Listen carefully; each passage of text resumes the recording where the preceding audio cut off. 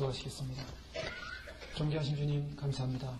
거룩한 주의 보혈로 임하사 십자가의 권능으로 우리에게 거룩한 긍휼과 은혜와 사랑을 베푸신 그 보혈의 능력으로 씻김받게 하시고 정결케 되어지게 하시고 거룩한 주의 나라 주의 의로운 백성으로 준비될 수 있도록 이 시간 함께 하시오며 말씀의 진리로 임하여 주시옵소서. 우리 원하신 예수 그리스도 이름 받들어 감사하며 기도 올려옵나이다. 아멘.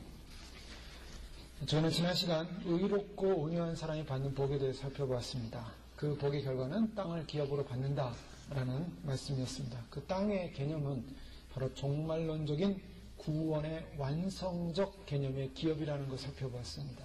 새하늘과 새 땅을 기업으로 받는 백성들, 바로 그것은 주님께서 새롭게 이루실 영광스러운 새 땅의 새 주인공들로서 새 예루살렘 성의 보석의 영광을 함께 누릴 믿음의 사람들이라는 것을 살펴보았습니다.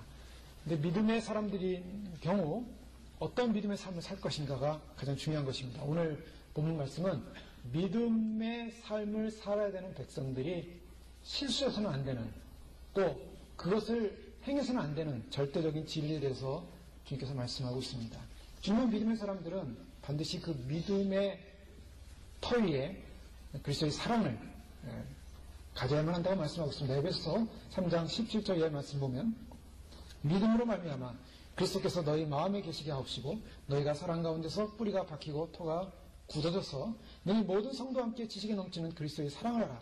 그 넓이와 길이와 높이와 깊이가 어떠함을 깨달아 하나님의 모든 충만하신 것으로 너에게 충만하게 하시기를 구하노라.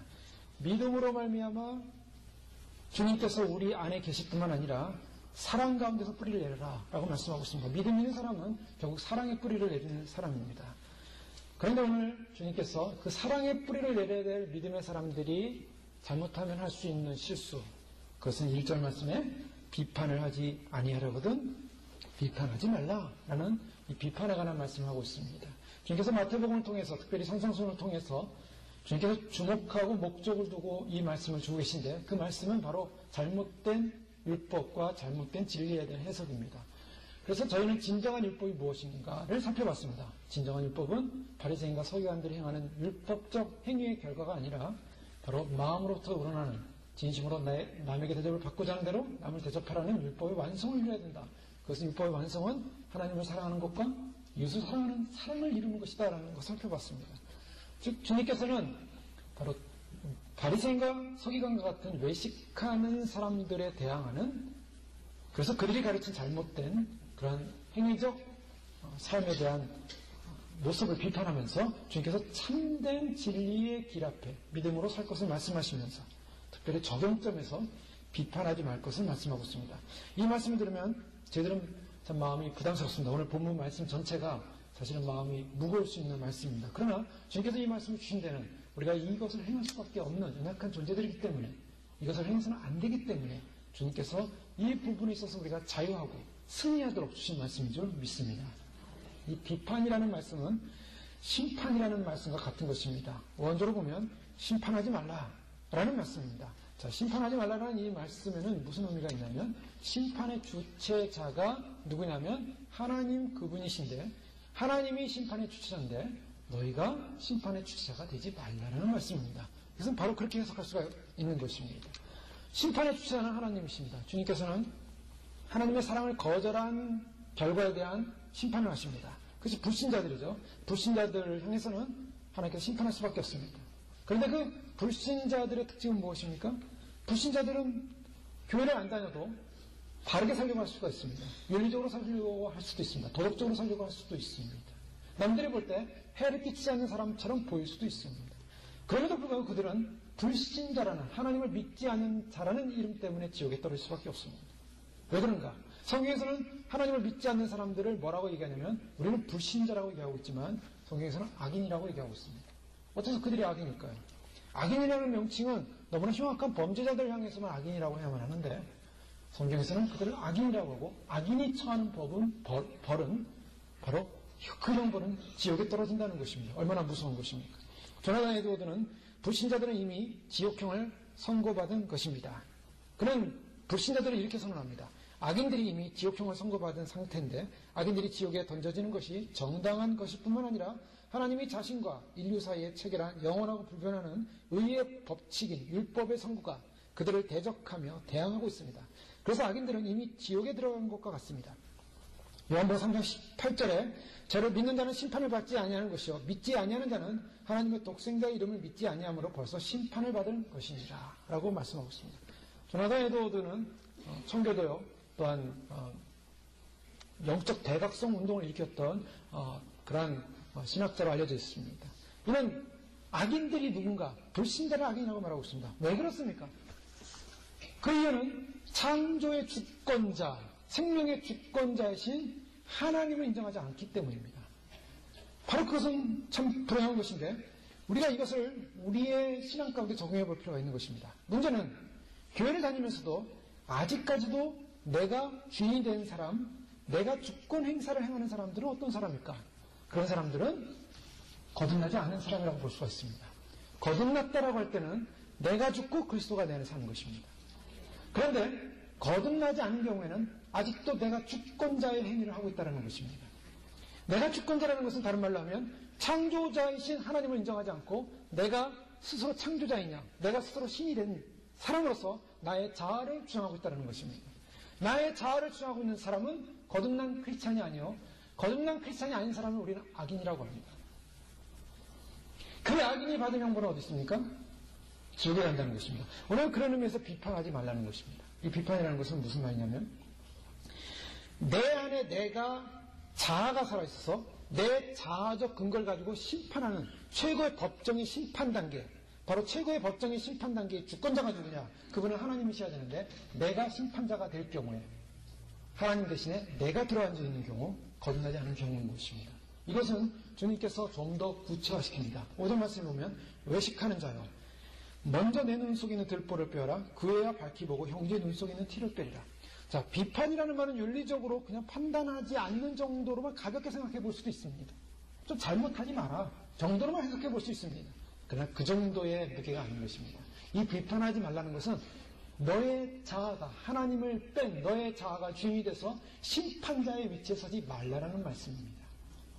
바로 심판자의 위치에 선 자기의 자아를 주장하는 사람은 어떤 사람이냐? 바리새인과 서기관 같은 특징을 가진 사람이라는 것입니다.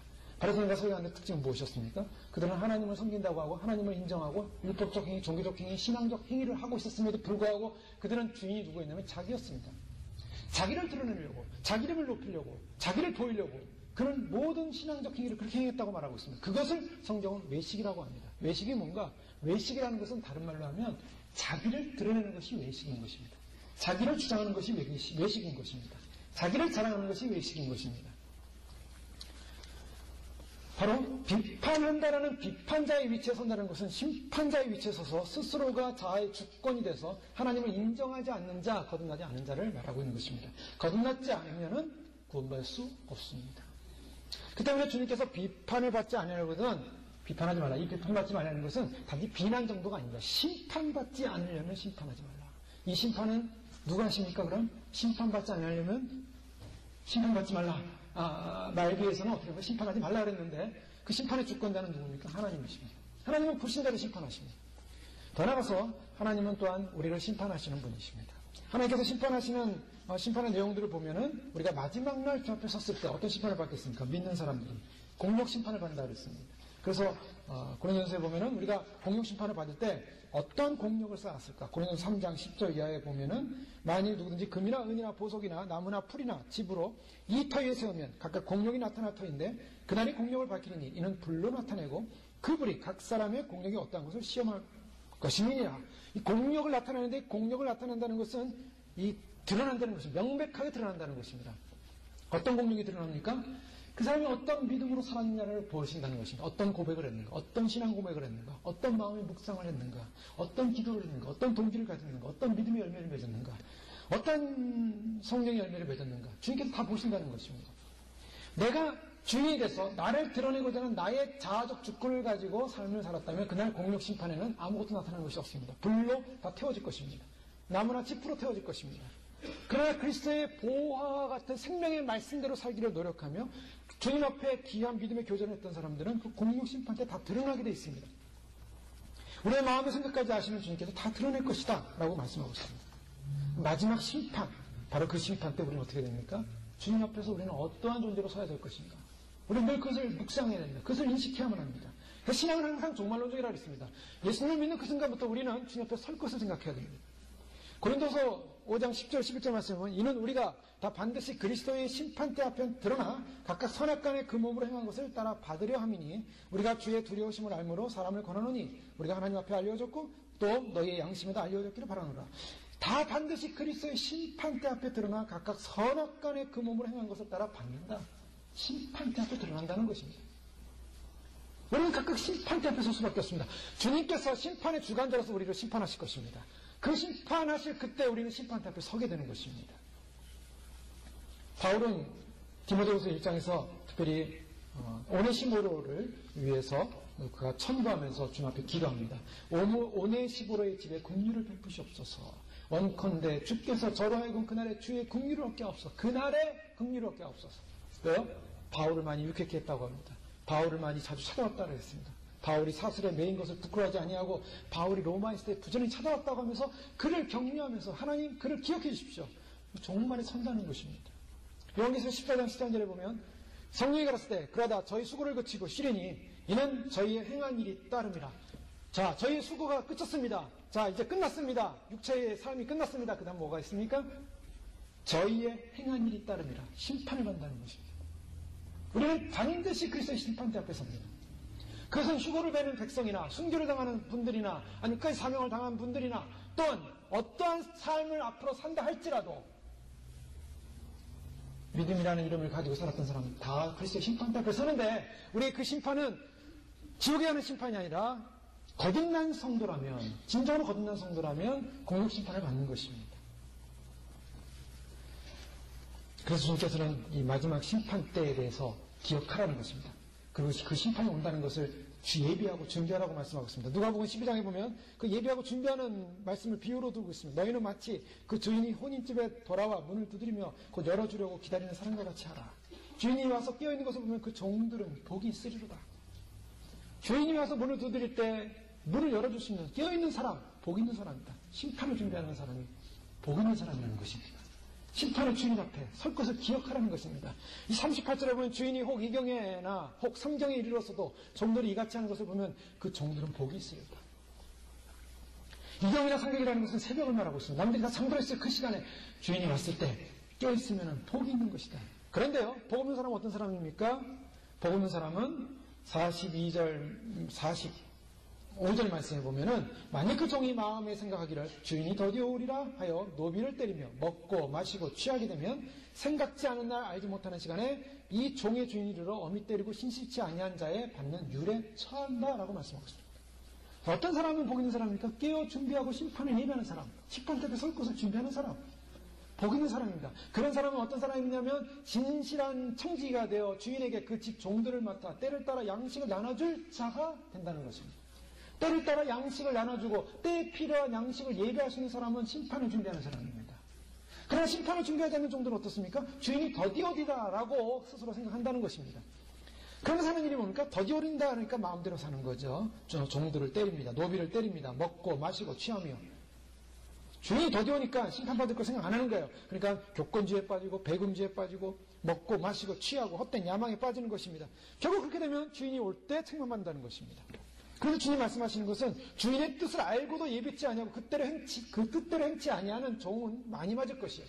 즉 주님의 뜻을 주인의 뜻을 알매도 불구하고 준비하지 않는 사람들은 많이 맞는다는 것입니다. 반드시 심판 앞에 선다는 것 아십니까? 그러면 준비해야 될 줄로 믿습니다. 깨어있는 백성이 복 있는 백성입니다. 때에 따른 양식을 얻는 백성입니다. 자, 이런 최종적인 주님 앞에 설 때 심판대 앞에 설 심판이 뿐만 아니라 주님께서 심판하실 때 또 어떤 심판이냐면 징계가 있습니다. 그것은 이 땅에서 우리가 받는 징계입니다. 고린도서 5장 5절에 보면 이런 자를 사단에게 내어주었으니 이는 육신을 멸하고 영은 주 예수의 날에 구원 얻게 하려 함이라 라고 말씀하고 있습니다. 자, 육신을 멸하고 영혼은 구원받는다. 무엇을 말합니까? 때로 이 땅을 살면서 믿음 생활하다가 주님의 뜻을 벗어났습니다. 주님이 사인을 줍니다. 경고합니다. 돌아오라고 말씀합니다. 그럼에도 불구하고 돌아오지 않을 때 주님이 어떤 방법을 쓰십니까? 주님이 징계하십니다. 징계의 수위가 어디까지입니까? 죽이는 것입니다. 육체가 죽어서 라도 영혼은 살리려고 하는 것이 주님의 말씀이라는 것입니다. 이 말씀이 나온 배경에는 고린도서 5장 배경에는 바로 근친상간이 고린도교회 안에 일어났습니다. 근친상간이 일어난 것에 대해서 사도 바울이 징계를 하면서 그의 육신은 죽이지만 영혼은 살리려 합니다. 물론 그 근친상간에 대한 죄의 형벌이 죽음으로서 영혼이 저절로 사는 것이 아니라 거기에 반드시 조건이 있습니다. 그것은 바로 육체의 죽임을 당하는 그 조건에서 회개한다는 것입니다. 주님께서 어느 정도냐면 우리가 제대로 신앙생활 안 하면 주님께서 우리에게 회개할 기회를 주시면서 육체로 데려갈 수도 있습니다. 그 외에 주님께서 우리의 삶을 무엇을 주시는가? 우리의 삶에는 언제나 징계가 있습니다. 그 징계를 인식하셔야 합니다. 히브리서 12장 5절에서 10절 이하의 말씀 보면 주의 징계하심을 경히 여기지 말며 그에게 꾸지람을 받을 때 낙심하지 말라. 주께서 사랑하시는 자를 징계하시고 그의 받으시는 아들마다 채찍질 하심이니라. 주님께서 사랑하시는 아들마다 징계하신다고 말씀하고 있습니다. 채찍질한다고 하고 있습니다. 여러분, 하나님의 자녀가 되고 나면 그 다음부터 해야 되는 일이 무엇입니까? 징계받는 일을 해야 됩니다. 왜 징계받는지 아십니까? 우리가 아직 죄성을 벗지 않았기 때문입니다. 그리스도 안에서 우리는 칭의를 얻었습니다. 그리스도 안에서 자유를 얻었습니다. 구원에 대한 보증을 받았습니다. 그러나 우리의 육체적 삶 속에는 아직도 해결되지 않은 우리의 죄성들이 남아있고 죄에 대한 징계가 남아있다는 것입니다. 주님은 징계하신다 그랬습니다. 여기서 징계를 받아야 됩니다. 그래서 그리스도의 날에 징계를 받지 않으려면 여기서 징계를 받아야 됩니다. 살아있는 동안에. 살아있는 동안에 징계를 안 받으시면 그날에 징계받습니다. 그날에 징계받으면 핑계 못하고 지옥으로 떨어집니다. 그러나 여기서 징계받는 사람은 어떻습니까? 여기서 징계를 통하여 근심하지 말라 그랬죠. 낙심하지 말라 그랬죠. 왜요? 이 징계는 주님이 나를 변화시키고자 하는 거룩한 의의 백성이 되고자 하는 그날의 거룩한 존재로 세우고자 하는 하나님의 준비 작업이기 때문입니다. 징계를 받으면서 주 앞에서 기뻐하십시오. 감사하십시오. 주님, 제가 아직 변화되지 못했는데 주님이 저를 변화시켜 주시는군요. 제 죄성을 다스려 주시는군요. 그래서 주님께서 징계하실 때마다 회개하시면 됩니다. 회개하는 것입니다. 그러면 어떻게 된다고요? 그러면 거룩해 되는 것입니다. 거룩은 그냥 거룩해지는 것이 아닙니다. 내가 거룩 어떤 은혜로운 분위기에 앉아있으면 내가 거룩해지는 것이 아닙니다. 뭔가 내가 은혜로운 집회에 참여했다고 거룩해지는 것이 아닙니다. 내가 어느 순간에 은사를 한번 경험했습니다. 빛을 맛봤습니다. 방언을 경험했습니다. 어떤 은사를 맛보고 나서 내가 거룩해지는 게 아닙니다. 여러분 거룩해졌습니까? 은사 받고? 은사 받는다고 거룩해지는 게 아니에요. 은사 받다고 대단한 내가 은사 받았으니 내 은사 앞에 다 복종해라. 완전히 지옥 백성으로 가는 지름길입니다. 은사 받았다고 거룩해지는 게 아니에요. 은사는 긍휼로 주어진 것이고 은사 받은 그 다음부터 그 은사를 간직하고 그 은사를 은사답게 쓰임 받게 해서 날마다 회개함으로 자기를 정결케 해야 됩니다. 그래서 주님께서 하시는 목적이 뭡니까? 주님께서 하시는 목적 그 자녀로 하여금 거룩하심에 참여케 하시느니라. 그냥 거룩해지지 않습니다. 반드시 징계 통해 거룩해집니다. 히브리서 12장 11절에 무릇 징계가 당시에 즐거워 보이지 않고 슬퍼 보이나 후에 그로 말미암아 연단한 자에게는 의의 평강한 열매를 맺는다 그랬어요. 의의 평강한 열매는 언제 맺습니까? 연단된 다음에. 그러니까 많은 징계를 받고 주 앞에서 거룩해지기 위한 연단을 받는 사람이 다 평강한 거예요. 신앙생활에 많은 연단을 겪고 오신 분들 보세요. 그들은 요동하지 않습니다. 의의 열매가 있습니다. 평강이 있습니다. 주님께서 그런 징계를 10에서 11장에 보면 많은 믿음의 사람들이 나옵니다. 이 많은 믿음의 사람들을 증거하면서 주님이 말씀하신 것이 뭡니까? 그들이 너무나 행복하고 평안하게 아무런 문제 없이 모든 것이 다 형통하고 모든 것이 부하고 자신이 누릴 수 있는 모든 육체적 만족을 다 누리면서 행복하게 살았다라고 말하고 있지 않습니다. 어떤 이들은 더 좋은 부활을 얻고자 하여 악형을 받되 구차히 면하지 아니했으며 어떤 이들은 희롱과 채찍질뿐만 아니라 결박과 옥에 갇히는 시험도 받았으며 돌로 치는 것과 톱으로 캐는 것과 시험과 칼에 죽는 것을 당하고 양과 염소의 가죽을 입고 유리하여 궁핍과 환난과 학대를 받았으니 저희가 광야와 산중과 암혈과 토굴에 유리하였느니라. 이 사람들이 다 믿음으로 말미암아 증거를 받았으니. 히브리서 11장에 나오는 믿음의 인물들 좋아하시죠? 이분들이 믿음의 사람들이라고 인정받기까지는 그들은 수많은 징계를 또 주님으로부터 받는 시험을 연단을 경험해야만 했습니다. 그런데 오늘날 신학의 문제가 뭡니까? 오늘날 교회 다니면서 믿음 생활하면서 문제는 사람들이 교회 다니면 복 받는다는 것입니다. 교회 와서 복 받으십시오.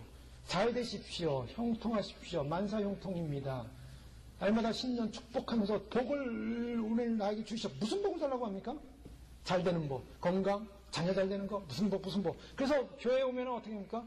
잘된 것이 자랑이 되기 시작했습니다. 잘된 것이 복의 증거가 되기 시작했습니다. 그래서 세상에서 잘되는 거, 내가 원하고 추구한 거, 내 육적인 거, 내가 세상적인 거, 추구한 걸 얻게 되면 하나님이 나를 복을 이만큼 주셨어. 나는 이렇게 믿음이 훌륭한 사람이야. 내가 얼마나 믿음이 훌륭한지 주님께서 이렇게 복을 주셨네? 하고 교회 나가서 자랑하기 시작하다는 거예요.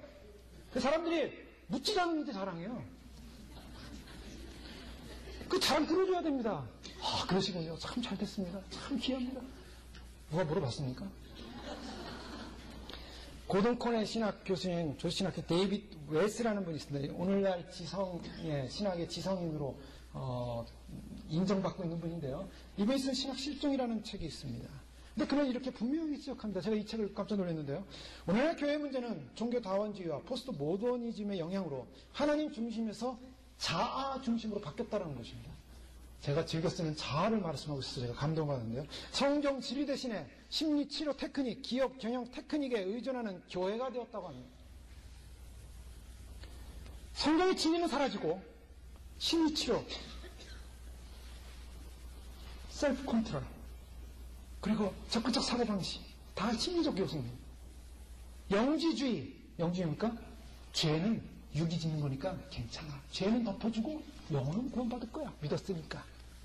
뉴에이지 영성을 인해서 개인주의를 자아 운동으로 바꾸었다. 셀프 무브먼트로 바꿨다는 것입니다. 복음주의 교회에 만연된 공허한 예배, 믿음의 초점이 하나님께로 향하지 않고 자아에게 향하기 시작했다는 것입니다.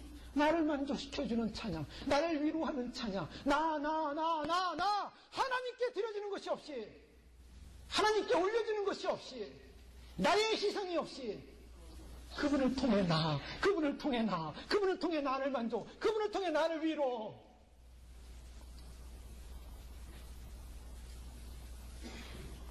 신학적 설교에서 신앙적 확신이 사라지고 진리의 전달자의 강단에서 기업의 경영, 교회 전문가들만 양성되겠다고 말하고 있습니다. 왜 그렇습니까? 자기유상합니다. 인간은 높아지고 인간이 자랑되어지고, 그래서 고난받는 고난은 없고 징계받는 징계에 대한 연단은 없습니다. 그러나 주님 말씀하십니다. 우리가 그날에 심판받지 않으려면 반드시 이곳에서 징계받아야 됩니다. 그것을 기뻐하십시오. 인정하십시오. 고린도전서 11장 30절에 우리가 판단을 받는 것은 주께 징계를 받는 것이니 우리로 세상과 함께 죄 정함을 받지 않게 하려 하십니다. 세상 사람들은요, 징계 안 받아서 죄 정함 받게 돼 있어요. 그 어디 나옵니까? 시편 73편에 정확히 나오고 있어요. 시편 73편의 시인은요, 너무나 고민스러웠어요. 왜 우리는 나는 종일 재앙을 당하며 아침마다 징책을 보다 종일 재앙을 당한대요, 믿음의 사람은. 그런데 믿음 없는 사람은 어떤지 아십니까? 저희는 죽는 때도 고통이 없고 그 힘이 강건하며 타인과 같은 고난이 없고 타인과 같은 재앙도 없나니 그러므로 교관이 저희 목걸이요 강포가 저희 입는 옷이며 살찜으로 저희 눈이 솟아나며 저희 소득은 마음의 소음보다 진하며 저희는 능욕하며 악하게 압제하며 말하며 거만히 말하며 저희 입은 하늘에 두고 저희 혀는 땅에 두루 다니도다. 온갖 교만한 말로 말을 하면서 세상 편하게 부하게 자기 마음의 소득보다 물질은 더 많이 들어오고 눈은 튀어나오고 그리고 건강하고 아무 문제 없이 죽을 때도 너무 편하게 죽었어요. 복 받았어요. 근데 어떻게 했습니까? 17절이니까 하나님의 성소에 들어갈 때야 저희 결국을 깨달았나이다. 저희는 미끄러운 곳에 있었다는 거예요. 여러분, 세상에서 고생 안 하고 편하고 자기 멋대로 살다가 죽으니까 지옥 가더라는 겁니다. 그런데 하나님 백성은 어떻습니까? 종일 재앙을 당하고 징책을 보고 주의 아들들의 시대를 대하여 괴유를 행하였습니다. 너무나 고통스럽습니다. 내가 어찌면 이를 할까요? 생각하는데 내가 심히 곤란하더니. 주님께서 우리를 때로는 책망하실 때는 이 땅을 통해서 그 징계를 통해 우리를 거룩하게 하며 그 징계의 거룩함을 통해서 어떻게 합니까? 우리를 변화시키셔서 그날에 거룩한 의의 백성으로 세우게 한 것임을 믿으시기 바랍니다. 거룩한 존재가 되어 공력 심판 때 그의 인내, 그의 희생, 그의 섬김, 그의 주님 사랑, 그 어려운 가운데서 주님을 소망했던 그것이 다 보석으로 변화되는 거예요. 내가 징계받지 않고요, 주님을 사모할 수가 없어요.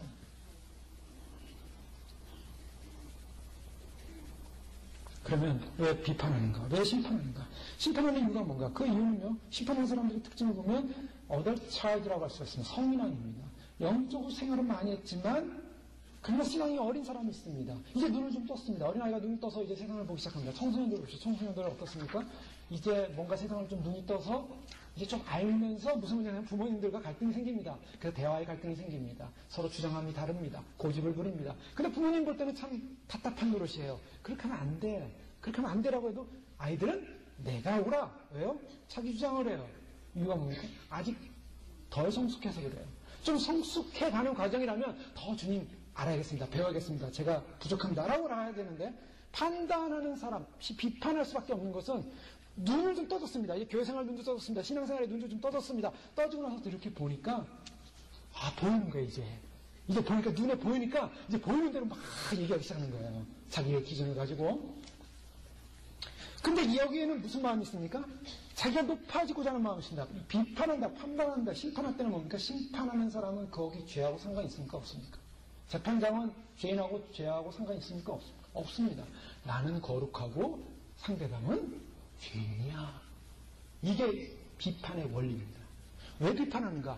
나는 자꾸 의로워지고 싶은 거예요. 나는 굉장한 사람이 되고 싶은 거예요. 나는 존귀한 사람이 되고 싶은 거예요. 내가 비판을 많이 할수록, 심판을 많이 할수록 나는 높아지는 사람, 저 사람은 낮아지는 사람. 결국 누구를 위해서 심판합니까? 자기를 위해서 하는 거예요. 자기를 위한 사람 누굽니까? 외식하는 사람입니다. 자기 좋아하는 사람은 외식하는 사람입니다. 자기 자아를 만족시키고 자기가 존귀한 사람이다. 자기가 대단한 사람이다. 근데 중요한 것은요, 이 비판과 심판의 원리는 이 비판과 심판에는 저주가 들어가 있어요. 비판을 하고 심판하면 점점 그 세력이 세집니다. 그래서 독재자들 보십시오. 자기를 높이기 위해서 어떻게 합니까? 자기를 강화시키기 위해서 더 강하게 상대방을 비난하지 않습니까? 북한을 보세요. 북한의 독재자들은 자기들의 독재권을 강화시키기 위해서 백성들을 더 핍박하고 상대방을 더 욕을 하고 상대방을 더 비난하고 미 제국주의 하면서 막 욕하지 않습니까? 그러면서 욕을 할수록 자기들은 어때요? 독재권을 가지고 힘을 가져는데 이것이 바로 전형적인 사단의 스타일입니다. 비판하고 심판해야 자기가 높아지는 거예요. 자기가 높아지는 자 사단이요. 적그리스도형을 받은 자들입니다. 근데 문제는요. 이 심판을 하지 말라는 거예요. 심판의 주권자가 누구냐는 것입니다. 아까 말씀 살펴봤죠? 심판의 주권자는 하나님이십니다. 오늘날 잘못된 저주론이 있어요. 가게의 저주를 끊어라. 땅의 저주를 끊어라. 하면서 사람들이 거기에 현혹된 사람들이 많이 있습니다. 또 목사님들이 그런 것을 말함으로 말미암아 그런가 보다라고 생각해요. 거짓된 것입니다. 틀린 것입니다. 기독론을 무너뜨리는 신학입니다. 왜 그런가 하십니까? 이건 인상적 신학이에요. 어서 귀신 쫓아내다 보니까 그 귀신이 하는 말을 듣고서 거기서부터 출발한 거예요. 그걸 보니까 우리 집안에 잘 안 되는 일이 있어. 뭐가 문제가 있어. 이 문제가 어디냐? 너희 조상이 죄를 져서 그 조상이 저주가 있는 거야. 그러니까 그 교회 맨날 다녀도 그 조상의 저주가 안 끊으면 안 돼. 조상 저주 끊어야 돼. 뭐 어떻게 끊어야 됩니까? 그거를? 이거 기도 문제 테니까 이거 가지고 우리 조상의 죄는 다 예수님 이름으로 피로 다 씻어주고 다 저주는 끊어져라. 이렇게 하면 된다. 땅의 저주를 받았다는 거예요. 이 땅의 저주를 받아가지고요. 이 땅의 저주를 어떻게 끊어야 됩니까? 땅을 파가지고 거기다가 헌금을 가지고 십자가를 만든 다음에 거기 다음에 성경책을 그 다음에 놓고 그 다음에 올리브 기름을 쫙 뿌린 다음에 덮어라. 그러면 저주가 떠난다는 거예요. 그래서 어느 교회에서 그렇게 행했어요. 실제로. 그러니까 바켓에다가 올리브 기름을 갖다 넣고서 교회 주변에 돌면서 뿌립니다. 뿌려. 성결을 위해서. 그리고 사람들마다 올리브 기름을 묻혀줍니다. 왜 묻혀주는지 아십니까? 거룩해서 묻혀주는 게 아니에요. 더러운 귀신아 떠나가랍니다. 더러운 귀신아. 자, 이게 무슨 행위입니까? 무당 행위입니다. 오컬트입니다. 이거는요, 접신행위예요. 왜 그런가? 저주는 하나님만이 할 수 있습니다. 구약에 나오는 저주를 가지고 있는데 그 저주의 주권자는 누구냐? 하나님이세요. 하나님이 저주해야 저주를 받는 거예요. 우리가 아무리 누구를 저주해도 하나님이 주권자로서 저주하자는 건 안 되는 거예요. 그 저주가 자기를 돌아옵니다.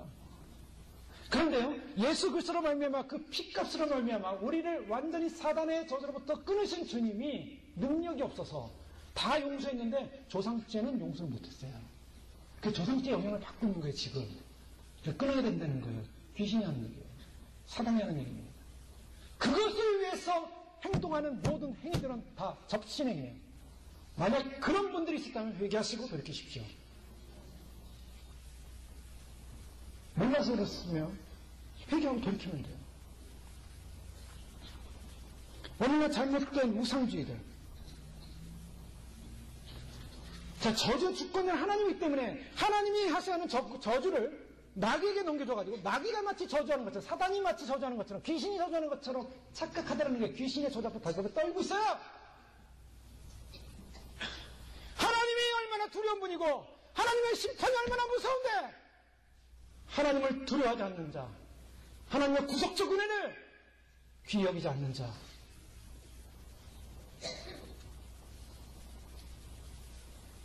우리 교회 다니면서도 죄를 지으면서 양심이 거리낌 없이 죄를 담대히 지면서 하나님을 두려워하지 않고 회개하지 않으면, 하나님을 두려워하지 않고 회개하지 않는 죄를 계속적으로 짓고 있으면 천국 못 갑니다.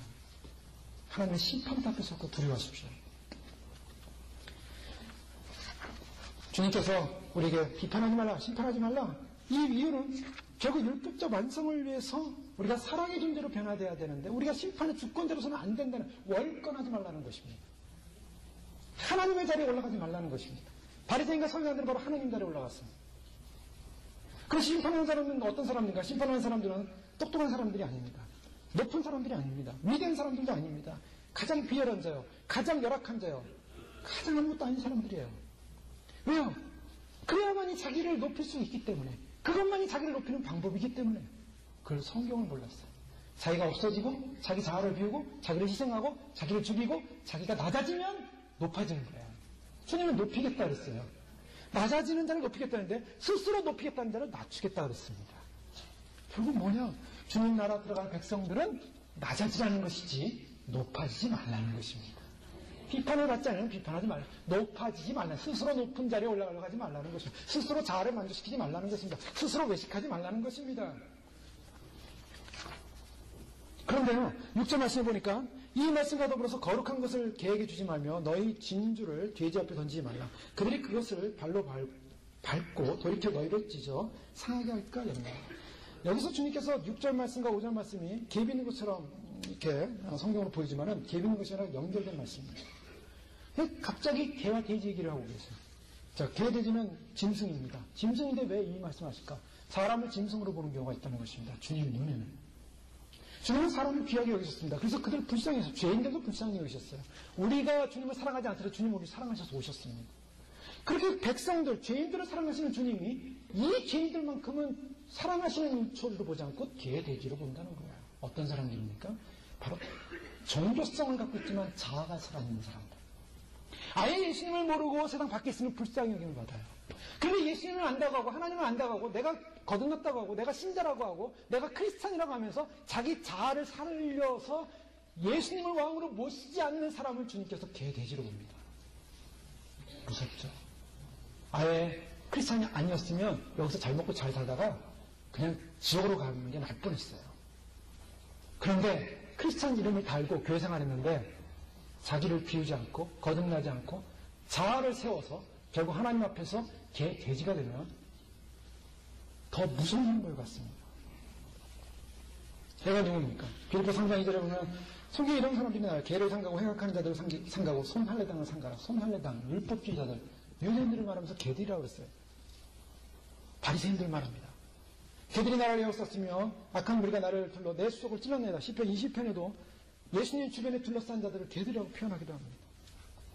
이사야 56장에는 특별히 이렇게 말씀합니다. 그 파수꾼들은 소경이요 다 무지하며 벙어리 개라 능히 짓지 못하며 다 꿈꾸는 자여 누운 자여 잠자기를 좋아하는 자니 이 개들은 탐욕이 심하여 족한 줄을 알지 못하는 자여 그들은 몰지각한 목자들이라 다 자기 길로 돌이키며 어디 있는 자이든지 자기 이만 도모하며.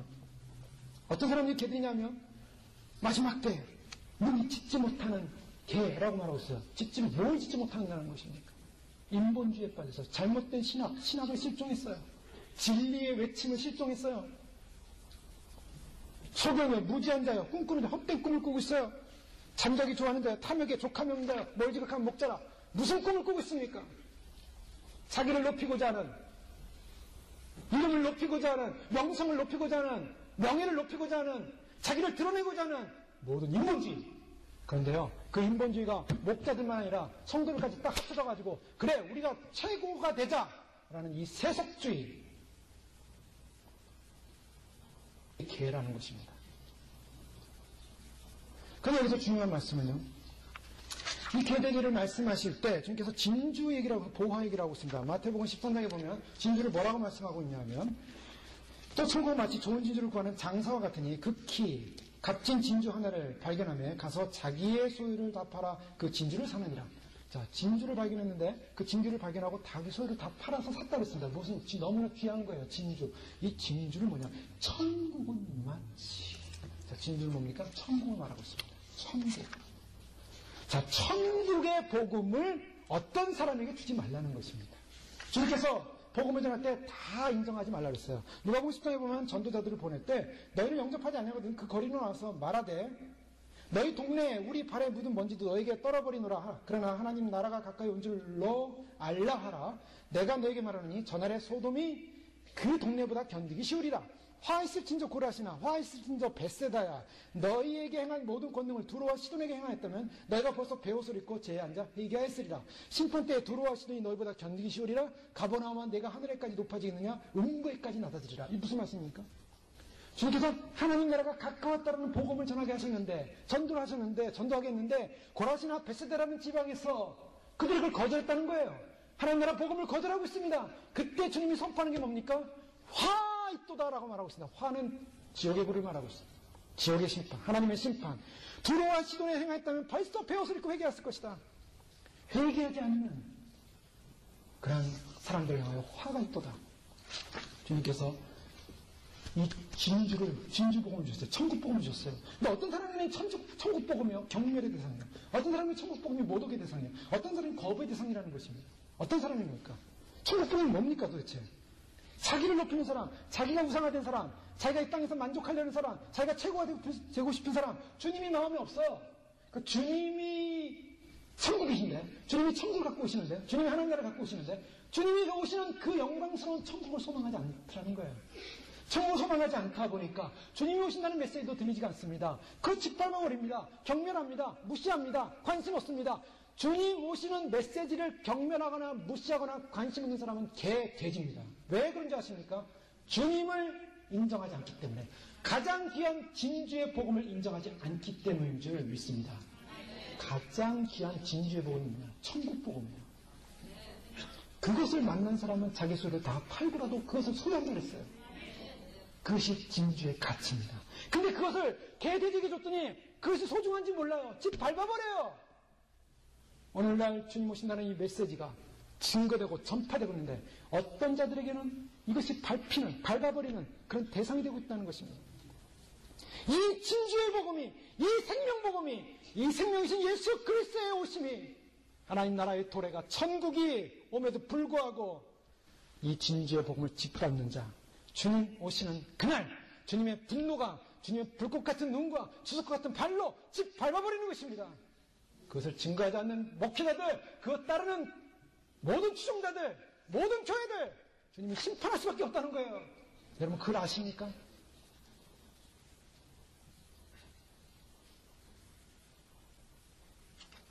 주님께서 가장 소중한 걸 주고 계세요. 가장 귀한 걸 주고 계세요. 마지막 복음을 받아들이는 것, 이것은 생명의 복음입니다. 사는 복음입니다. 구원받는 복음이에요. 주님을 기다리는 자, 복 있는 자라고 그랬어요. 깨어있는 자, 복 있는 사람이라고 그랬습니다.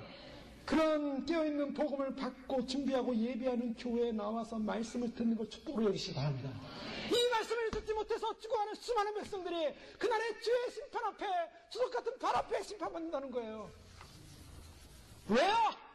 자기 자랑, 자기 높임. 교회가 왜 타락했습니까? 교회가 왜 타락했다고 합니까? 인간의 욕망 때문에, 높아지고자 하는 마음 때문에. 주님께서 보실 때 가장 혐오할 수밖에 없는 죄는 종교의 틀을 가지고, 기독교의 틀을 가지고 예수 그리스도를 빼버린 채 자기가 주인이 된 그 사람, 그 교회, 그 인생을 가장 혐오하십니다. 왜요? 사람 취급도 안 하세요. 진주의 복음을 짓밟는 자들을 주님께서 마지막 날 살려주시겠습니까? 주님께서 뭐라고 말씀하시냐면 바로 이 자아 문제 빼지 않으면 너희 눈에 들보가 있는데, 네 안에 들보가 있는데 남의 눈에 티를 보느냐? 자아를 빼버리라는 것입니다. 요한복음 5장 39절에 보면 너희가 성경에서 영생을 얻는 줄 생각하고 성경을 상고하거냐. 이 성경이 곧 내게 대하여 증거하는 것이로다. 그러나 너희가 영생을 얻게 하여 내게 오기를 원하지 않느냐도다. 나는 사람에게 영광을 취하지 아니하노라. 다만 하나님을 사랑하는 것이 너희 속에 없으면 알았다. 무슨 말씀입니까? 성경에 영생을 얻는 줄 알고 성경을 상고하는데 하나님을 사랑하는 마음이 없어요. 교회 나오면 구원받을 줄 알아요. 교회에 나와서 신앙생활하면 내가 죽을 때 그래도 주님이 천사 보내서 천국 데려가겠지. 그런데 주님이 오신다니까 싫어요. 주님 만나자니까 싫어요. 왜요? 주님은 아세요. 그 마음에 하나님을 사랑하는 것이 너희 속에 없음을 알아. 주님은 안 속습니다. 그러니 주님, 내가 아직도 내가 살아있군요. 내가 내 중심이 되어 있군요. 내가 내 자신이 내가 빠지고 내가 죽어야만이 주님을 내가 모시고 그런즉 내 안에 그리스도께서 사셔야 되는데 나는 날마다 죽어야 되는데 오직 내 안에 그리스도께서만 사는 그 삶을 고백해야만 하는데 내가 살아있군요. 얘기합니다. 철저하게 주 앞에 자기를 드러내야 됩니다. 내 안에 살아있는 나의 우상, 나의 자아의 우상, 나의 자랑의 우상, 나를 높이고자 하는 우상, 내 안에 그리스도가 영광이 되지 않고 영광의 복음이 되지 않고 주님만이 모든 것이 되지 않는 그 모든 것, 그걸 때려부수 적에는 주님으로부터 휴가 줄 수 없습니다. 기독교라는 이름으로 교회 다녀 주면 주님이 날 구원하시겠지? 아니에요. 골방에 들어가셔서 우리 자신을 보십시오. 나의 주인이 누군가? 내 인생의 주인은 누군가? 거듭나셔야만 합니다. 여러분, 내가 예수님 믿을 때 거듭났어요. 한번 거듭났으니 이제 구원받은 거예요. 그렇습니까? 거듭났으면 지금도 주님이 나의 주인이 되셔야죠. 나의 주인이 됐어요. 말로는 고백해요. 나의 삶 속에는 나의 자아가 살아있어요. 나의 자아가 살아있는 나의 인본주의. 여러분, 자아가 살아있을 경우에 최종적인 자아가 하는 결단이 뭔지 아십니까? 가장 무서운 결단입니다. 그것은 예수님을 죽이는 일을 합니다. 자기가 살기 위해서. 마가복음 3장 1절 이하에 보면 회당에 한 손마른 사람이 있었습니다. 그런데 안식일에 예수님께서 병을 고치나 안 고치나 보고 있었습니다. 예수님께서 그 모습을 보고 마음이 악한 것을 보고 안식일에 선을 행하는 것과 악을 행하는 것, 생명을 구하는 것과 죽이는 것 어느 것이 옳냐 하시면서 저희 마음의 완악함을 근심하서 노하심으로 저희를 둘러보시고 그 사람에게 이르되 내 손을 내밀라 하시니 그가 내밀매 그 손이 회복되었더라. 주님께서 생명을 살렸어요. 손을 회복시켰어요. 손마른 사람. 그런데 그 다음이 중요해요. 바리새인들이 나가서 곧 헤롯 왕과 함께 어떻게 하여 예수를 죽일까 의논하느라. 여러분, 바리새인들, 무식한 자들, 자기가 살아있는 자들, 그들의 결론은 뭔지 아십니까? 자기를 살리기 위해서 예수님을 죽이는 것입니다. 여러분, 우리가 자아가 살아있으면 우리 자아가 하는 일이 뭔지 아십니까? 예수님을 죽이는 거예요. 예수님을 죽여야 자기가 사는 거예요. 그런 자가 구원받겠습니까? 모든 면에서 성경 말씀을 거부합니다. 모든 면에서 말씀을 거부합니다. 말씀의 진리를 거부합니다. 그리고 자기 입장을 합니다. 자기 뜻대로 삽니다. 자기 판단대로 삽니다. 자기가 심판자가 되고 자기가 창조주가 되고 자기 뜻대로 살아가는 모든 행위적 삶이 거듭난 삶이 아니라는 거예요. 죽는 삶입니다. 고린도서 4장에 보면 고린도 교인들이 사도 바울의 사도권에서 얘기하고 있어요. 그때 사도 바울은 고린도 교회 성도들을 안타까운 마음으로 훈계합니다. 그들 향해 뭐라고 하냐면 4장 8절에 보면 너희가 이미 배부르며 이미 풍성하며 우리 없이도 왕이 되었다. 무슨 말입니까? 고린도 교회 성도들이 왕이 됐대요. 스스로가. 그래서 10절에 보면 너희는 강하고 너희는 존귀하나 우리는 비천하여. 사도는 비천한데 그 교인들 성도들은 강하고 존귀하게 됐다고 합니다. 그리고 18절에 보면 어떤 이들은 내가 너에게 나아가지 아니할 것 같이 스스로 교만해졌으나. 스스로 교만. 고린도 교회 성도들이 많은 사람을 경험했습니다. 그런데 그들이 가진 실패가 뭐였냐면 스스로 교만했고 스스로 왕이 됐고 스스로 강해졌어요. 근데 사도 바울은 내가 가서 너희들을 보겠다. 교만한 자들의 말이 아니라 그들이 과연 능력이 있는가 보겠다. 내가 너희를 복음으로 그리스도 안에서 낳았다. 그러니 너희 나를 본받는 자 데려라고 하면서 우리는 헐벗고 배고프고 그리고 정처없이 떠다니고 박해받고 비방을 당하고 그렇지만 세상의 모든 더러운 것과 만물의 찢기처럼 됐는데 너희들은 왕처럼 되었구나. 우리 주님의 복음은 찢기처럼 찌꺼기처럼 쓰레기처럼 사람들에게 버림받고 있는데 우리는 그 주님의 복음을 부여잡고 그것을 생명으로 여기고 그것을 귀하게 여기고 그 주님의 영광과 나라와 오심을 증거하지 못하고 그것을 거절한 채 우리가 왕이 돼서 우리가 스스로 교만해져서 돼지가 된지도 모르면서 자기 영광을 위하여 자기를 위하여 자아를 높이기 위하여 자기 만족을 위하여 육신적 만족을 위하여 살아가는 동물적 인생이 되지 말라라는 것입니다. 누가복음 16장 15절에 예수께서 이르시되 너희는 사람 앞에서 스스로 옳다 하는 자이나 너희 마음을 하나님께서 하시나니 사람 중에 높임을 받는 그것은 하나님 앞에 미움을 받는 것입니다. 주님이 우리를 부르셨습니다. 천국의 진주복음을 주셨습니다. 이 진주복음을 증거하시고 간직하시고 선포하시고 내가 내 인생의 심판의 주관자가 아니라 주님이 나의 주인이십니다. 나는 단지 수종될 뿐입니다. 주님 나의 자아를 버리겠습니다. 아직도 거듭나지 못한 나의 자아의 뿌리를 뽑겠습니다. 아직도 내가 나를 인정하고 내가 높아지고 내가 이 세상을 만족시키려는 나를 스스로 만족시키는 그런 인생을 버리고 주님의 만족, 주님의 나라, 주님의 오심, 주님의 의를 구하겠습니다. 주님 오실 때 주님 다 맞이하신 저 예수 주님을 축원합니다. 기도하겠습니다. 이전 기도할게요. 그렇습니다. 말씀 기억하면서 우리가 행여나 아직까지도 우리 자신을 주님 앞에서 귀한 진주를 여기지 못했던 그런 모습이 있었다면 돌이키게 하시고 행여나 주님이 있어야 할 그 자리에 내가 있어 심판자가 됐다면 회개하고 돌이키니 나의 높임이 아니라 주님 한 분만이 높임 받을 인생으로 주님 오시는 그날까지 주의 신부로 거룩히 됨으로 승리케 하옵소서. 주여 삼창하게 기도하겠습니다. 주여 주여 주여 존귀하신 아버지 하나님 참으로 우리의 삶 가운데 찾아오시는 주님을 찬양합니다. 우리 인생 가운데 찾아오시는 주님을 경배합니다. 아버지 하나님 우리가 아무것도 아닐 때 우리를 위하여 오신 그 놀라운 사랑과 은혜를 우리에게 부어주셨는데 아버지 하나님 참으로 주님 우리 나이 때 우리의 자아가 주인이 되어서 아버지 하나님 참으로 우리가 창조주 하나님으로 여기지 못하며 귀히 여기지 못하며 생명으로 여기지 못하며 아버지 하나님 주님 앞에서 아버지 하나님 우리가 스스로 심판자가 되어 비판자가 되어 아버지 하나님 주 앞에 살았던 모든 외식과 바리새인과 아버지 하나님 모든 우리 안에 있는 더러움을 다 씻어버리게 하시고 아버지 하나님 참으로 진주복음을 주셨건만 이 진주복음을 우리의 자존심과 우리의 자랑 때문에 던져버리는 승원자가 아니라 아버지 하나님 끝까지 주여심을 증거하며 선포하며 저 준비하며 예배하는 믿음의 백성들로 아버지 하나님 끝까지 승리하는 귀한 아버지 귀한 믿음에 자녀들일 수 있도록 축복하여 주시옵소서. 진정한 예배와 진정한 변화 있게 하시고 진정한 하나님 나라의 영광을 볼 수 있는 귀한 믿음으로 승리하시도록 하나님 축복하여 주시옵소서. 우리 계신 이 마지막 복음의 생명의 길 아버지 하나님 진리의 길 증거하며 선포하는 입술 되어지게 하시고 주여 오늘도 마지막 인으로 우리에게 인을 쳐주셔 회복되어지고 변화되는 하나님의 역사를 영원하게 축복하여 주시옵소서. 주님 찬양합니다. 예수님의 거룩한 능력으로 임하여 주신 걸 찬양합니다. 하나님 아버지 우리는 외식자였고 우리는 비판자였고 개와 돼지와 같은 존재들이었습니다.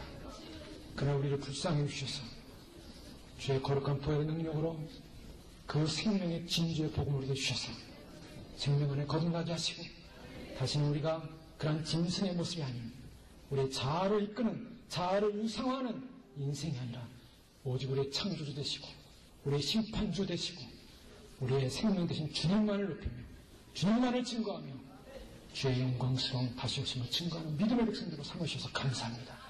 끝까지 승리하게 하시고 끝까지 이기게 하시고 끝까지 정절을 지켜 주님 오시는 날 아름다운 믿음의 열매를 올려드릴 수 있도록 축복하여 주시옵소서. 우리 주 예수 그리스도의 이름으로 감사하며 기도 올려옵나이다. 아멘.